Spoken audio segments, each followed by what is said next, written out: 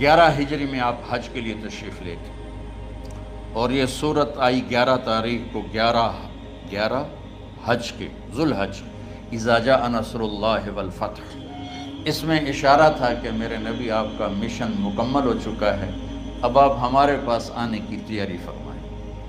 تو یہ جب یہ زوال سے پہلے آپ اپنے خیمے میں لیٹے ہوئے تھے، یہ آخری صورت قرآن کی جو نازل ہوئی، تو آپ نکلے زوال کے بعد، آپ نے تینوں شیطانوں کو پتھر مارے، پھر آپ اپنی اونٹنی عذبہ پہ سوار ہوئے، اور آپ نے یہ تاریخی جملہ بولا، ایھا الناس عسیٰ اللہ تلقونی بعد عامی ھذا، لوگو یہ میری تمہاری آخری ملاقات، آج کے بعد تم مجھے نہیں دیکھو گے۔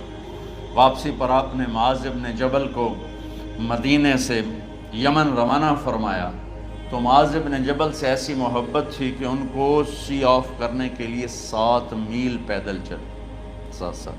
اب کسی کو روانہ کرنے کے لیے ساتھ نہیں چلتے تھے، مسجد سے روانہ کر دیتے تھے، معاذ بن جبل کو 7 میل ساتھ چلے، اور جب آخری پوائنٹ آیا سفر کا تو کہنے لگے، معاذ عسیٰ اللہ تلقانی بعد عامی ھذا، معاذ میری آخری ملاقات ہے، وَلَعَلَّكَ تَمُرُّ بِقَبْرِي وَمَسْجِدِي ھذا، جب تو واپس آئے گا تو میری قبر دیکھے گا اور میری مسجد مجھے نہیں دیکھے گا۔ تو فَبَكَىٰ مُعَاذٌ جِشْعًا لِفِرَاقِ رسول اللہ، تو معاذ بن جبل پھوٹ پھوٹ کے رونے لگے آپ کی جدائی کا تصور کر، تو آپ کی آنکھوں میں بھی آنسو آ گئے، تو آپ نے جلدی سے منہ یوں پھیر لیا، معاذ پیچھے ہو گئے اور آپ ادھر ہو گئے، اپنے آنسو چھپا لیے، معاذ ان اولی الناس بی المتقون من کانوا وحیث کانوا، معاذ اس جدائی کا غم نہ کر، جو تقوی پر مرے گا وہ میرا سب سے قریب ہوگا، چاہے وہ پاکستان میں ہو چاہے افریقہ میں ہو، میرے سب سے قریب وہ ہوں گے جو تقوی والے ہوں گے، جو اللہ سے حیا کرنے والے ہوں گے۔ جب آپ واپس تشریف لائے، 29 محرم صفر، 29 صفر عصر کی نماز کے بعد ایک جنازہ تھا، اس جنازے کو پڑھانے کے بعد اس کو دفن کے لیے آپ جنت البقیع تشریف لے گئے۔ وہاں سے واپس ہونے لگے تو سر درد اٹھا، اور وہ درد ایک دم بڑھنا شروع ہوا، اور اس دن باری حضرت عائشہ کے گھر کی تھی، تو آپ گھر میں تشریف لاتے لاتے درد کے ساتھ بخار، تیز بخار، تیز درد، تیز بخار، اور 14 دن، 12 ربیع 29 30 2 دن یہ اور 12 دن اگلے 14 دن آپ نے بیماری دیکھی، مسلسل سر درد اور مسلسل بخار، اور روزانہ آپ جب گھر بدلتے، اس وقت 9 بیویاں زندہ تھیں، تو آپ پوچھتے کل کس کی باری ہے، کل کس کی باری ہے، جی میمونہ کی ہے، اگلا دن کل کس کی باری، یہ حفصہ کی ہے، کل کس کی باری ہے، ام سلمہ کی ہے۔ تو بیگمات نے اس سے سمجھا کہ اللہ کے نبی یہ چاہتے ہیں کہ میں بیماری کے دن عائشہ کے پاس گزاروں، ورنہ آپ کو تو خود پتہ ہے کل کس کی باری ہے، پرسوں کس کی باری ہے، ترسوں کس کی باری ہے۔ تو حضرت میمونہ کے گھر میں آپ تشریف فرما تھے، تو ساری باقی 7 بیگمات جمع ہوئیں، اور انہوں نے آ کے عرض کی، یا رسول اللہ، جب تک آپ بیمار ہیں آپ عائشہ کے پاس آرام فرمائیں، اور جب اللہ آپ کو شفا دے دے تو پھر ہماری ترتیب کو آپ دوبارہ شروع فرما دیں۔ تو آپ نے سب کا شکریہ ادا کیا، عدل کی مثال کا، اسلام جب دوسری شادی کی اجازت دیتا ہے تو عدل کی شرط لگاتا ہے، اِن لَمْ تَعْدِلُوا، اگر عدل نہیں کر سکتے پھر ایک ہی ہے عدل۔ اور آپ نے فرمایا جس نے دوسری شادی کی اور عدل نہ کیا، کتنی مرضی عبادت کر کے آیا، تو قیامت کے دن آدھا حصہ اس کا فالق زدہ ہوگا، ایک سائیڈ اس کی فالق زدہ ہوگی، کتنے ہی مراقبے کر کے کتنی ہی نمازیں پڑھ کے آیا ہو، انصاف نہیں کیا تو پورا آدھا حصہ فالج کی پکڑ میں ہوگا۔ جب سب بیگمات نے یہ کہہ دیا کہ آپ وہاں گزاریں، تو آپ نے شکریہ ادا کیا، علی اور عباس کو بلایا، ان کے کندھوں پہ آپ نے یوں ہاتھ رکھے، اور آپ کے پاؤں یوں زمین پہ لگ رہے، آپ پورا پاؤں نہیں لگا پا رہے تھے کمزوری سے، یہ یہ پوزیشن تھی اس طرح. اور یہ پیر کا دن تھا. آپ حضرت عائشہ کے گھر میں داخل ہوئے اور اگلے پیر کو حضرت عائشہ کے گھر میں آپ اپنے اللہ کے پاس چلے گئے. آخری ہفتہ آپ نے حضرت عائشہ کے گھر میں گزارا. صحابہ ملاقات کے لیے حاضر ہوئے تو آپ ان کو دیکھ کے رونے لگے اور فرمایا کہ میں تمہیں اللہ کے سپرد کرتا ہوں, اللہ تمہاری حفاظت کرے, اللہ تمہارا ساتھی ہو. آواکم اللہ, حفظکم اللہ, نصرکم اللہ. بہت دعائیں دیں. تو عبداللہ بن مسعود رضی اللہ تعالیٰ عنہ نے پوچھا, یا رسول اللہ, لگتا ہے جیسے جانے کا وقت ہے, تو آپ کو غسل کون دے گا؟ آپ نے فرمایا میرے اہل بیت. آپ کو کفن کون دے گا؟ کہا میرے اہل بیت. آپ کا جنازہ کون پڑھے گا؟ تو آپ رونے لگے. تو آپ نے فرمایا جب تم مجھے غسل دے دو تو سب نکل جانا, سب سے پہلے میرے 2 وزیر جبریل و میکائیل آئیں گے اور وہ میرے اوپر درود و سلام پڑھیں گے. ہمارے نبی کا جنازہ ایسے نہیں ہوا اللہ اکبر اور پیچھے صفیں. آپ کی چارپائی کے پاس آ کر صحابہ کھڑے ہو جاتے تھے, وہ میں ابھی بتاتا ہوں. تو آپ نے فرمایا سب سے پہلے جبریل و میکائیل آ کر میرے اوپر درود و سلام پڑھیں گے, پھر اس کے بعد 7 آسمان کے فرشتے باری باری آئیں گے. جب وہ چلے جائیں گے تو پھر سب سے پہلے میرے خاندان, میرے اہل بیت کے مرد آ کر میرے اوپر سلام پڑھیں گے, پھر ان کی خواتین آ کر سلام پڑھیں گی, پھر ان کے بچے آئیں گے, پھر ان کے نوکر اور نوکرانیاں آئیں گی, اس کے بعد مہاجرین مکے کے قریش آئیں گے, اس کے بعد ان کی عورتیں آئیں گی, ان کے بچے آئیں گے, ان کے نوکر اور نوکرانی آئیں گی, اس کے بعد مدینہ والے آئیں گے, پھر مدینہ کی خواتین آئیں گی, پھر ان کے نوکر نوکرانی آئیں گے, اور اس کے بعد مجھے تم اللہ کے سپرد کر دینا. اور پھر آپ نے ایک عجب بات فرمائی جو کسی نبی نے نہیں فرمائی. فرمایا کہ میرے بعد میری آنے والی امت کو میرا سلام کہہ دینا, اور انہیں کہنا کہ ان کے بعد جو آئیں ان کو بھی میرا سلام کہہ دینا. اور اس طرح میرے سلام کو قیامت تک اللہ کے نبی نے پہنچایا کہ ہر آنے والی امت, ہر آنے والی نسل, اگلی نسل کو اس نبی کا سلام پہنچائے. آپ کے جانے میں 5 دن باقی تھے تو آپ نے فرمایا مجھے 7 کنوؤں کے پانی سے غسل کرواؤ. تو 7 کنوؤں سے پانی لایا گیا مشکیزوں میں بھر کے. تو حضرت عائشہ کے گھر میں کوئی ایسا ٹب نہیں تھا جس میں بیٹھ کے وہ آپ نہا سکتے, تو حضرت حفصہ کے گھر سے ٹب منگوایا گیا. آپ اس میں بیٹھے, تہمت باندھا ہوا تھا, کرتا اتارا, اور آپ پر 7 کنوؤں کا پانی ڈالا گیا, تھوڑا تھوڑا تھوڑا تھوڑا تھوڑا تھوڑا. تو اس سے بخار کی شدت کم ہوئی, اور آپ سر درد کی وجہ سے آپ نے ایسے پٹی باندھی سرخ رنگ کی, اور اس کے بعد حضرت علی اور فضل بن عباس کے کندھوں کا آسرا لے کر آپ مسجد میں تشریف لائے, اور آپ ممبر پر بیٹھے, اور آپ نے فرمایا لوگوں میرے جانے کا وقت آ چکا ہے.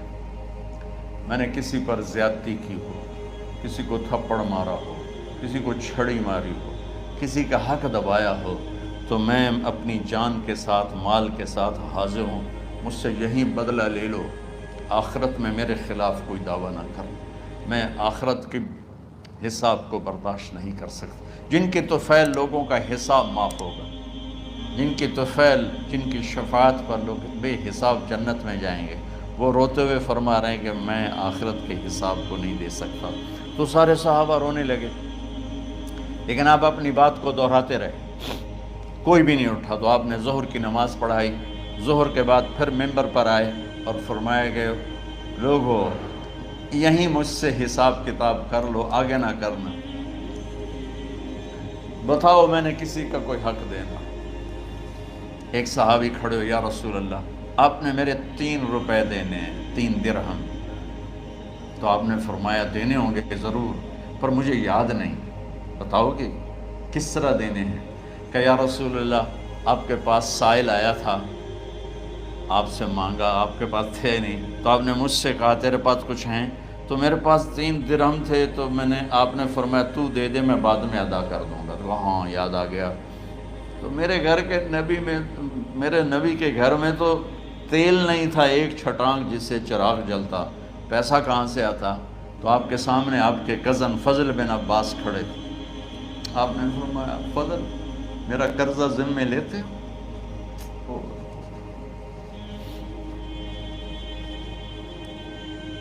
جن کے لیے کائنات سجائی گئی، جنت کی چابیاں جن کو پکڑائی گئیں، جاتے ہوئے 3 روپے دینے کی ہمت نہیں تھی، کہ فضل میرا قرضہ ذمے لیتے ہو؟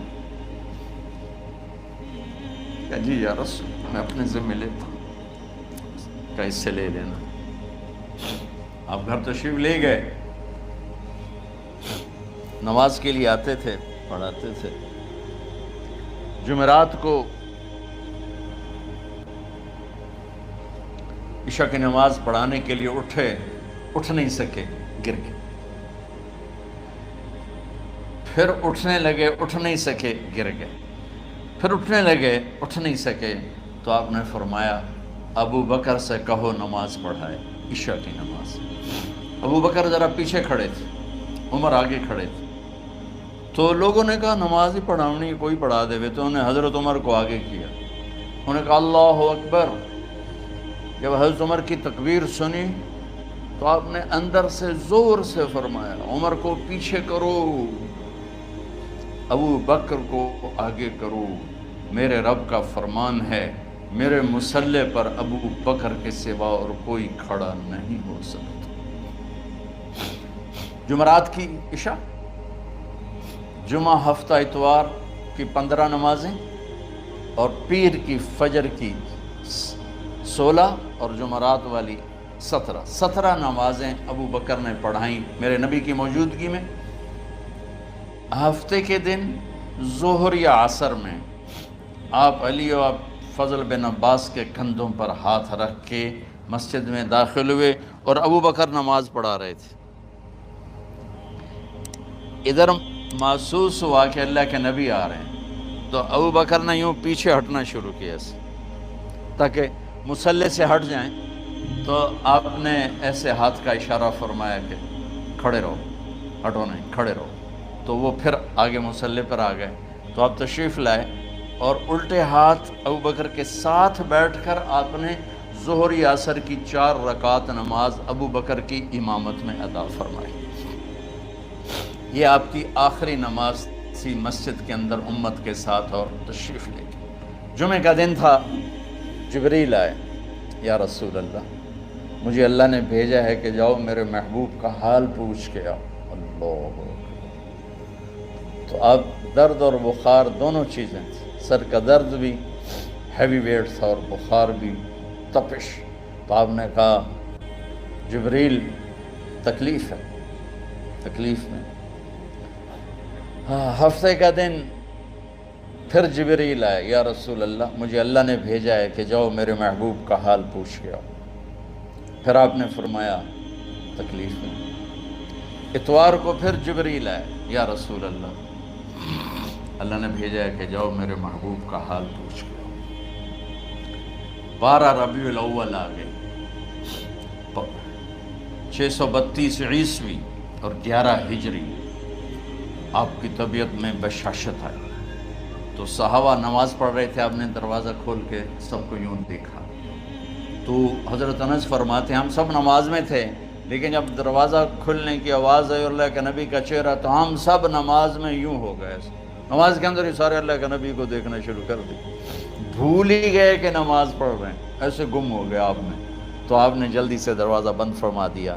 یہ آپ کی آخری زیارت تھی اپنی امت کے لیے۔ اس کے بعد آپ اپنے اللہ کی طرف کا سفر شروع کیا۔ تو اشراق کے بعد آپ نے اپنے بیگمات کو بلایا، ان کو بتایا نہیں کہ میں آج جا رہا ہوں، سب سے ملے، سب کو الوداع کیا اور انہیں بھیجا۔ اس کے بعد آپ نے حضرت فاطمہ کو بلایا، جنت کی عورتوں کی سردار، سب سے زیادہ محبوب بیٹی، سب سے زیادہ جگر کا ٹکڑا، دل کا ٹکڑا، کا جس نے فاطمہ کو دکھ دیا مجھے دکھ دیا، جس نے اسے سکھ دیا مجھے سکھ دیا۔ ہاں، ان کو قریب کا، بیٹی قریب ہو، تو ان کے کان میں کہا میں جا رہا۔ وہ رونے لگی، تو ہم نے کہا رو نہیں، چند دنوں کے بعد تیری میری ملاقات ہو جائے گی سب سے پہلے۔ تو 6 ماہ بعد حضرت فاطمہ کا بھی 24 سال کی عمر میں یا 25 سال کی عمر میں انتقال ہو گیا۔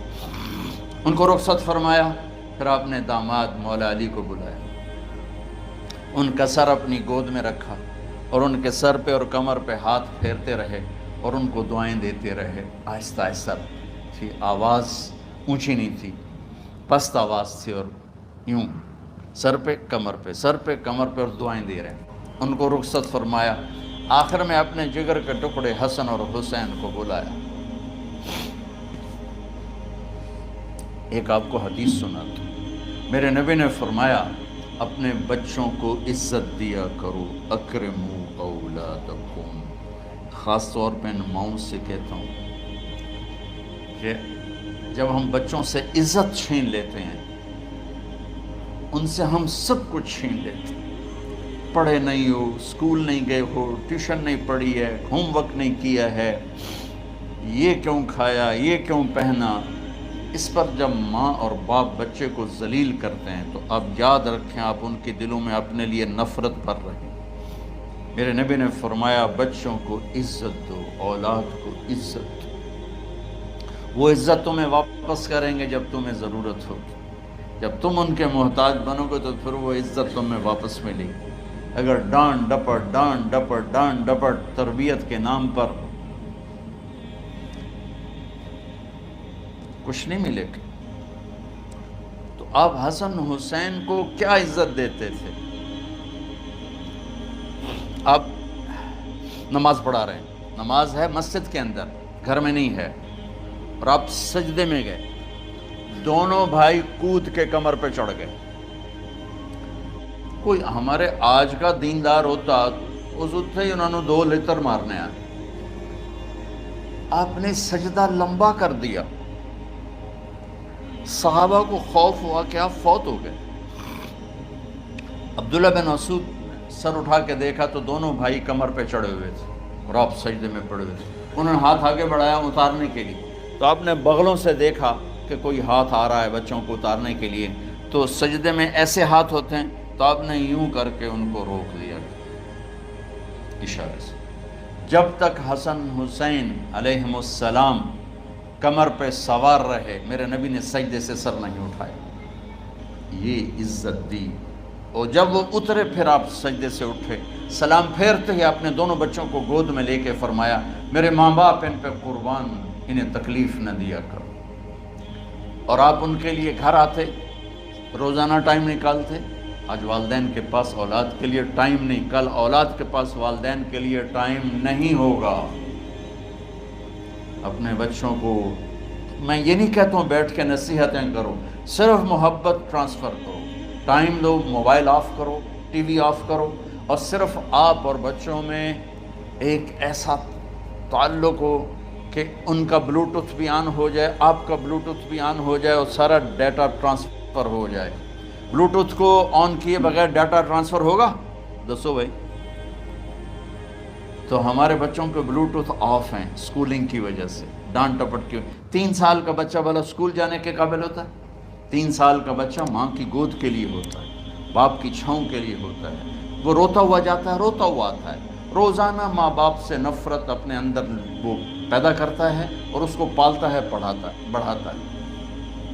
آپ گھر میں تشریف لاتے اور حسن حسین کے لیے گھٹنے ٹیک دیتے، ہاتھ ٹیک دیتے، آؤ بچوں اپنے اونٹ پہ چڑھ جاؤ، دونوں بچوں کو کمر پہ چڑھا کے اور پورے کمرے میں چکر لگاتے تھے۔ پھر پوچھتے تمہاری سواری کیسی ہے، اونٹ کیسا ہے؟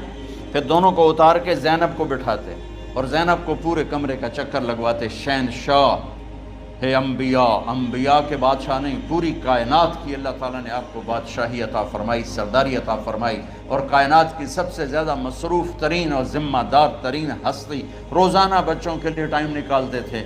ادھر چھوٹا سا تاجر کہتا ہے ٹائم کوئی نہیں، یا مائیں کہتی ہیں ٹائم کوئی نہیں۔ ہائے ہائے ہائے، جگر کے ٹکڑوں کو بلایا، جو ہی سینے سے لگایا آنسو شروع ہو گئے۔ بیویوں کو رخصت کیا، خاموش، بیٹی کو رخصت کیا، خاموش، داماد کو رخصت کیا، خاموش، جو ہی بچوں کو سینے سے لگایا تو آپ کے آنسو نکلنا شروع ہو۔ کہ ایک زہر میں تڑپ تڑپ کے مرے، ایک کا سر کٹ کے نیزے پہ چڑھا۔ میرے نبی آگے آنے والے زمانے میں دیکھ رہے تھے کہ میرے بچوں کے ساتھ کیا ہونے والا ہے۔ اس پر آپ بے قرار ہو کر روئے، بولے کچھ نہیں، ان کو بھی رخصت فرما دی۔ جب وہ چلے گئے تو جبریل آ گئے، یا رسول اللہ باہر ملک الموت دروازے پر کھڑا ہے، اندر آنے کی اجازت چاہتا ہوں۔ تو آپ نے فرمایا آ جائے، میں نے کب روکا؟ تو ملک الموت اندر آیا، ایک فرشتہ اور بھی تھا، کہا السلام علیکہ یا رسول اللہ، یا رسول اللہ میں آپ کو سلام پیش کرتا ہوں، میں نے کبھی کسی کو سلام نہیں کیا۔ آپ کے رب نے فرمایا جب جاؤ تو اجازت لے کے جانا، بن اجازت اندر نہ جانا، میں کبھی کسی سے اجازت نہیں لیتا۔ اللہ تعالیٰ نے فرمایا آنا چاہیں تو لے آنا، رہنا چاہیں تو چھوڑ کے آ جانا، یہ اختیار اللہ نے کبھی کسی کو نہیں دیا، آپ پہلی اور آخری ہستی۔ تو آپ نے فرمایا اگر میں اجازت دے دوں تو میری جان نکالو گے؟ تو اللہ کے امر کا پابند۔ تو آپ نے جبریل سے پوچھا کیا کہتے ہو، تم کیا کہتے ہو؟ جبریل نے کہا یا رسول اللہ، اللہ آپ کی ملاقات کے شوق۔ میرے بھائی بہنوں، اللہ سے یہ دعا کیا کرو کہ اللہ ایسی موت دے جب جانے کا وقت ہے تو ہماری ملاقات کے شوق۔ ایک صحابی کا انتقال ہوا، آپ نے ان کی قبر پہ جا کے یہ دعا کی، یا اللہ طلحہ جب تیری بارگاہ میں پیش ہو تو اسے دیکھ کے مسکرائے، یہ تجھے دیکھ کے مسکرائے، سارے دکھ درد دور ہو جائیں۔ تو جبریل بولے یا رسول اللہ، اللہ آپ کی ملاقات کا شوق۔ آپ نے فرمایا جاؤ اللہ سے پوچھ کے آؤ میرے بعد میری امت کے ساتھ کیا کرے گا، جاؤ پوچھ کے آؤ حسن حسین کے ساتھ کیا کرے گا، یہ پوچھنا۔ ہر کوئی اپنے بچوں کو یاد کرتا، مرنے والے بچوں کو یاد کر، بچے میلاد۔ میرے والد اچانک ہارٹ اٹیک میں فوت ہو گئے تو ہماری بہنیں موجود نہیں تھیں، میری 2 بہنیں، تو میرے والد بار بار کہتے میری دھیاں میں ملا دے، میری دھیاں میں ملا دے۔ اور میرے نبی نے کہا میری امت کا مجھے بتاؤ پہلے کیا کرو گے؟ حسن حسین کا نہیں کہا، جن کو ذبح ہوتے بھی دیکھا، زہر میں تڑپتے بھی دیکھا۔ واہ یا رسول اللہ، آپ نے کیا وفا کی اور ہم نے کیا صلہ دی، سارے خنجر انہی کے سینے میں ہی اتار دیے، ہر تیر کھینچ کے آپ کے جگر کے پار کیا، ہر نافرمانی کا ٹھیکہ لے لیا۔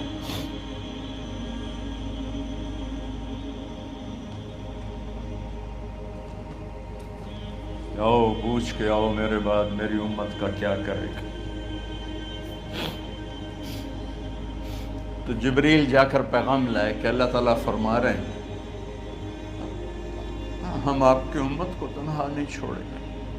میرے رب کی عزت کی قسم، خواتین و حضرات، میرے رب کی عزت کی قسم، میرے نبی یہ بات نہ اٹھاتے تو کوئی ہم میں خنزیر بنتا، کوئی بندر ہو جاتا، کوئی کتا ہو جاتا، کوئی سانپ بچھو بن جاتا۔ اللہ کی ہم سے کیا رشتہ داری؟ اس کملی والے پہ درود و سلام پڑھو جس نے اولاد کو پیچھے کر کے تمہیں اللہ سے مانگا، اور محشر کے میدان میں جب جہنم آ کے ایک چیخ مارے گی اور آدم سے لے کر عیسیٰ علیہ السلام تک ہر نبی کہے گا نفسی نفسی، ہر ماں باپ کہے گا نفسی نفسی، ہر بیٹا بیٹی کہے گا نفسی نفسی، ہر خامن بیوی کہے گا نفسی نفسی، ہر بھائی بہن کہے گا نفسی نفسی۔ حضرت ابراہیم کہیں گے یا اللہ کسی کا سوال نہیں کرتا، میری جان بچے۔ عیسیٰ علیہ السلام کہیں گے یا اللہ میں اپنی ماں مریم کا بھی سوال نہیں کرتا، میری جان بس نفسی نفسی کے ہنگامے میں ایک آواز آئے گی امتی امتی۔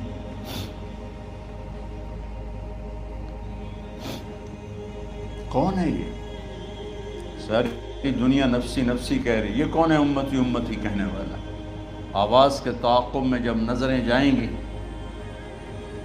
تو اپنے نبی کو دیکھ لینا، تڑپتے ہوئے بدن کے ساتھ، کانپتے ہوئے ہاتھوں کے ساتھ، اور پھیلی ہوئی جھولی کے ساتھ اور بہتے ہوئے آنسوؤں کے ساتھ صرف ایک ہستی ہو، صلی اللہ علیہ یا رسول اللہ، صرف ایک ہستی ہوگی جو کہیں گے یا اللہ میری امت، یا اللہ میری امت، یا اللہ کون سی امت جس نے ہر بڑے سے بڑے گناہ کے اڈے کھول کے زندگی گزاری.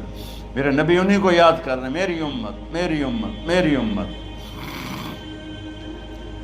جب تک اللہ نے یہ نہیں کہا کہ آپ کی امت کے بارے میں راضی کر دوں گا، آپ نے فیصلہ نہیں کیا کہ چلو ملک الموت اللہ کی تقدیر کو پورا کر. اور جاتے ہوئے دو نصیحتیں فرمائیں، وہ بھی بچوں کے لیے نہیں، بیویوں کے لیے نہیں، امت کے لیے. الصلاۃ وما ملکت ایمانکم، اے میری امت نماز نہ چھوڑنا، نوکروں سے اچھا سلوک کر. حقوق اللہ نماز، حقوق العباد غریب لوگ، اور فرمایا غریبوں پہ ترس کھانا، اپنے نوکر ملازم غلاموں پہ ترس کھانا، اور نماز نہ چھوڑنا، نماز نہ چھوڑنا، نماز نہ چھوڑنا، نماز آخر الفاظ سے نماز نہ چھوڑنا، نماز نہ چھوڑنا، نماز نہ چھوڑنا. اور اب حضرت عائشہ کے سینے پر اس طرح نیم دراز تھے. حضرت عائشہ یوں سیدھا بیٹھی ہوئی تھی. اب فرمایا کہ مجھے فخر حاصل ہے، مات فی سحری و نحری، میرے نبی نے میری گردن اور سینے کے درمیان اللہ کو جان پیش کی. آپ اس طرح نیم دراز تھے. تو تھوڑی دیر پہلے عبد الرحمن بن عوف آئے، عبد الرحمن بن ابو بکر آئے، آپ کے ہاتھ میں تازہ مسواک تھا. آپ مسواک بہت فرماتے تھے. تو آپ اتنے کمزور ہو چکے تھے کہ بولا نہیں جا رہا تھا. تو آپ کی نظریں مسواک پہ ٹک گئیں، دیکھے جا رہے ہیں، مسواک کو دیکھے جا رہے ہیں. حضرت عائشہ نے محسوس کیا کہ نظریں مسواک پر ہیں. تو کہا یا رسول اللہ اب مسواک کرنا چاہتے ہیں. تو آپ نے تو حضرت عائشہ نے اب بھائی سے لے کر وہ لکڑی اور اپنے منہ میں چبائی اور آپ کے منہ میں اس طرح کر کے خود چلائی. کہا میں وہ خوش قسمت ہوں جس کا لعاب آخری غذا تھی جو میرے نبی کے منہ میں گیا، وہ حضرت ام عائشہ کا لعاب مبارک تھا. اور پھر اس کے بعد اگلا یہ سارا واقعہ ہوا. تو آپ نے کہا الصلاۃ وما ملکت ایمانکم، ایک نماز نہ چھوڑنا، ایک اپنے نوکر نوکرانی غلاموں سے اچھا سلوک کرنا، اور پھر اللہم الرفیق الاعلی، یا اللہ بلا لے. جب آپ نے اعلان کیا کہ چلو تقدیر کو پورا کرو، تو جبریل بھی غمگین ہو کر کہنے لگے یا رسول اللہ پھر میرا بھی آج دنیا میں آخری دن ہے، آج کے بعد میں بھی کبھی اس دنیا میں لوٹ کے نہیں آؤں. یعنی وحی کے ساتھ آپ کی آنکھیں بند ہوئیں. حضرت عائشہ رضی اللہ تعالیٰ عنہ کی چیخ نکلی تو ساری بیگمات دوڑی آئیں. تو آپ کی منزل پوری ہو چکی تھی. تو آپ کو لٹایا گیا اور چادر ڈال دی گئی.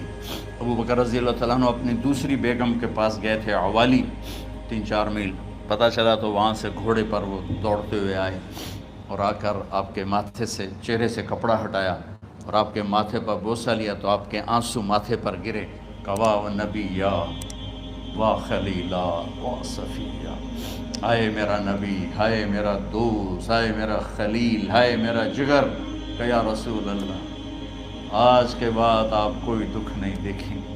جب آپ درد سے بے قرار تھے اور بی بی فاطمہ رضی اللہ تعالیٰ عنہ ساتھ بیٹھی تھی، تو آپ کی بے قراری کو دیکھ کر وہ رونے لگی کہ ہائے میرے ابا کا درد، ہائے میرے ابا کا درد. تو میرے نبی نے کہا ما علی ابی کی کرب بعد اليوم، بیٹی آج تیرے باپ کے دکھ کا آخری دن ہے، آج کے بعد کوئی دکھ نہیں دیکھیں گے. تو صدیق نے کہا آپ آج کے بعد کوئی دکھ نہیں دیکھیں گے. اب تشریف لے گئے مسجد میں. تو کوہرام مچا ہوا تھا، کچھ گمسم تھے، اور عمر رضی اللہ عنہ تلوار اٹھائے ہوئے تھے. جو کہے گا اللہ کا نبی فوت ہو گیا میں سر اڑا دوں گا، وہ فوت نہیں ہوئے، وہ اللہ کے پاس گئے. ایک جنونی کیفیت پیدا ہوتی، وہ واپس آئیں گے، سارے کفار سے جہاد کریں گے. تو ابو بکر ممبر پر آئے، کہا عمر بیٹھ جاؤ. عمر کہنے لگے نہیں بیٹھتا، انکار نہیں بیٹھتا، اور تلوار ایسے. سبحان اللہ، واہ صدیق واہ. آپ نے ممبر پہ کھڑے ہو کر کیا سونے سے بھی لکھے جائیں تو کم ہے، قیمت اس سے زیادہ ہے. میرے صدیق نے کہا لوگو من کان یعبد محمدا فإن محمدا قد مات. جو محمد کی پوجا کرتے تھے تو آج محمد کو اللہ نے موت دے دی۔ وَمَنْ كَانَ يَعْبُدُ اللَّهَ فَإِنَّ اللَّهَ حَيٌّ لَا يَمُوتُ، اور جو اللہ کی پوجا کرنے والے ہیں وہ یاد رکھو ان کا اللہ زندہ ہے، موت سے پاک۔ پھر آپ نے اِنَّكَ مَيِّتٌ وَإِنَّهُمْ مَيِّتُونَ، میرے محبوب آپ کو بھی موت آئے گی اور ان سب کو موت آئے گی۔ حضرت عمر فرماتے ہیں جب میں نے یہ آیت سنی تو میں یوں نہیں گرا، ایسے گرا سیدھا، ٹانگوں سے جان نکل گئی تو یوں گرے ایسے یوں، اور کہنے لگے مجھے یقین ہو گیا کہ موت آ گئی اور اللہ کے نبی ہمیں چھوڑ کے چلے گئے۔ تو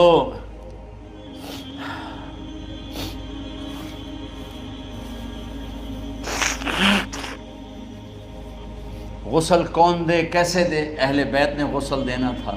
آپ کے کپڑے اتار کے غسل دیا جائے یا جو آپ نے کپڑے پہنے ہیں اسی میں غسل دیا جائے تو پریشان ہے، کیا کیا جائے؟ سب پہ اونگ طاری ہو گئی، ایک دم سب کو نیند آئی اور غیب سے آواز آئی کہ ہمارے نبی کو کپڑوں سمیت غسل دیا جائے۔ آپ کے بدن مبارک سے کپڑا نہیں اتارے، کوئی اتارے نہیں۔ تو اس آواز پر سارے بیدار ہوئے۔ تو حضرت عباس، فضل بن عباس، شقران آپ کے غلام، اور اسامہ بن زید اور علی بن ابی طالب آپ کو غسل دینے والے تھے۔ حضرت علی آپ پر پانی ڈال رہے تھے اور فضل بن عباس جسم کو مل رہے تھے، اور حضرت علی ساتھ ساتھ روتے ہوئے یا رسول اللہ، آپ نے ہی ہمیں صبر کا حکم دیا، اگر آپ ہمیں صبر کا نہ کہتے تو آج ہم دنیا کو رو کے دکھاتے، اور آج ہم دنیا کو اپنا غم دکھاتے کہ کس طرح غم کیا جاتا ہے۔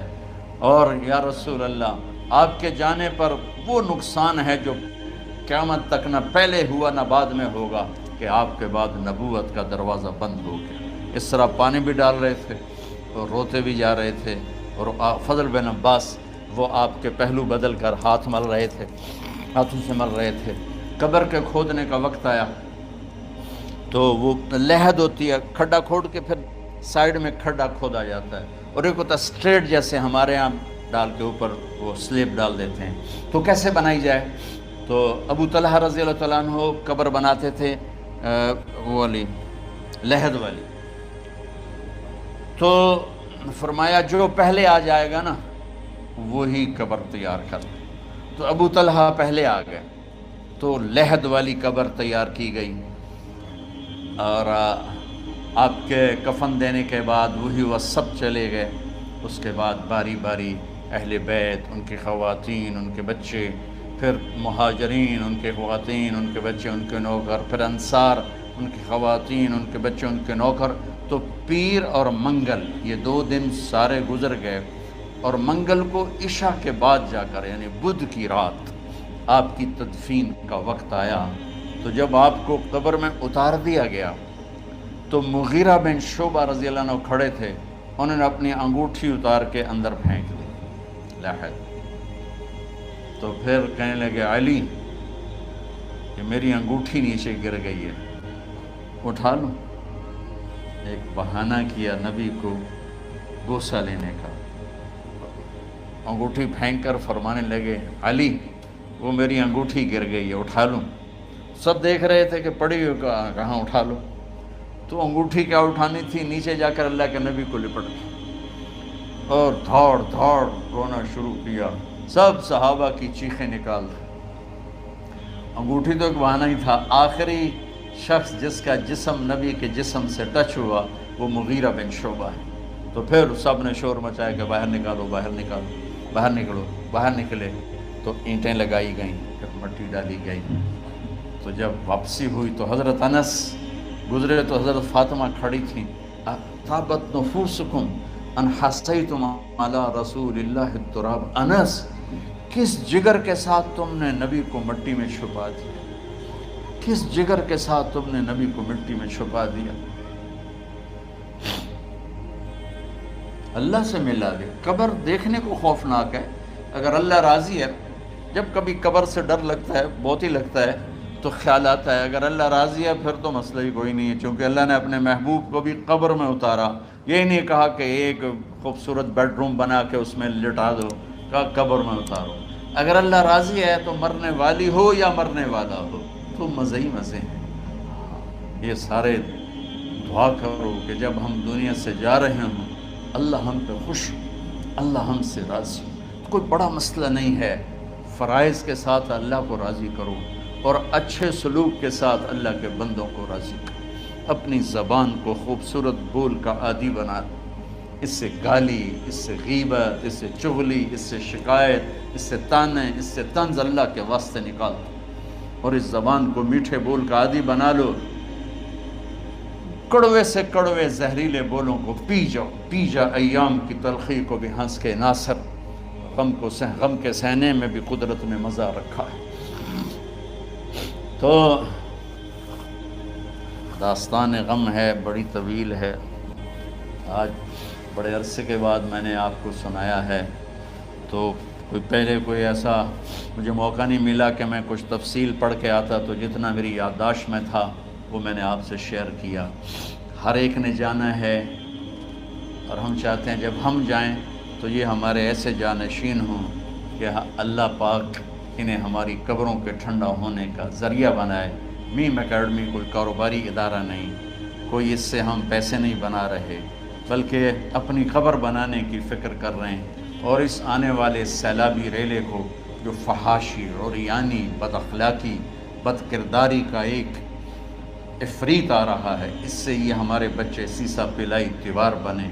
اس چیز کو اس طرح نہیں روکا جائے گا جیسے جہاں زیب نے کہا کہ کمروں میں بند کر دو، اس کو روکا جائے گا کہ ان کو اپنے محبوب کا شیدائی بنا دو، اپنے محبوب کی محبت دے دو، اور پھر کی محمد سے وفاتوں نے تو ہم تیرے ہیں، یہ جہاں چیز ہے کیا لوح و قلم تیرے ہیں۔ السلام